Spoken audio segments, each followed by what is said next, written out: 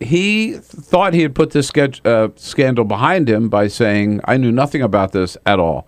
Now there's a new wrinkle, right? A former ally, this is David Wildstein, who went to Livingston High School with Christie, a high school I attended as well for 2 years. Just, I don't know if there's an coincidence or connection there. Yeah. Yeah.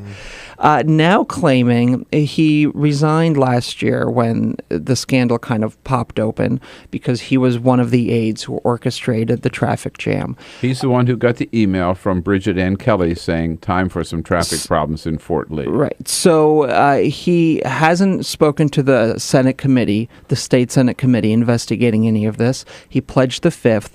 Now his lawyer is claiming in a letter to the Port Authority that he has documents proving that Christie knew about the jams as they were happening. Not before, but as they were happening. But as they were happening. And Christie, of course, has denied any knowledge of this, at least didn't know what was motivating them. I mean, he may have known they were happening because that was news at the time, if you have traffic jams on local news, but he didn't know that they were happening. Christie has now taken on the New York Times, that first reported the story, saying that they have engaged in sloppy reporting and yellow journalism and all of this.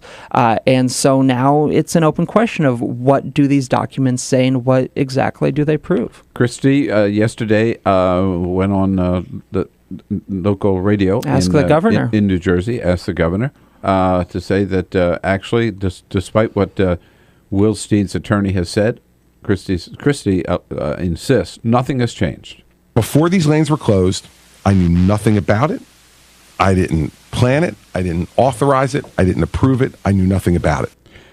Now, that's his story. He's sticking to it. And so far, despite this letter, we don't have any evidence There's to no direct disprove that, proof so correct? far. Right. Yeah. Now, will we ever know? Because Wildstein, when he was called to testify, went and pleaded the 5th.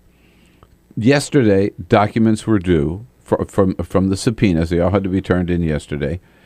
Bridget Ann Kelly, his deputy chief of staff, the one who wrote the email saying time for traffic problems. So basically the one who, so far as what we've seen, started this whole thing.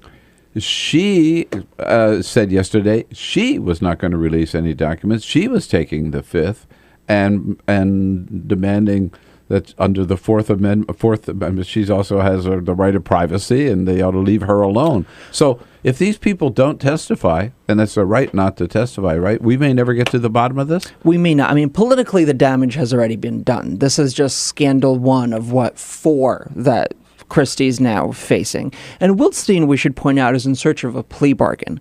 So whether or not he's using some documents for leverage or has incentive to overstate... He hasn't been charged with anything yet.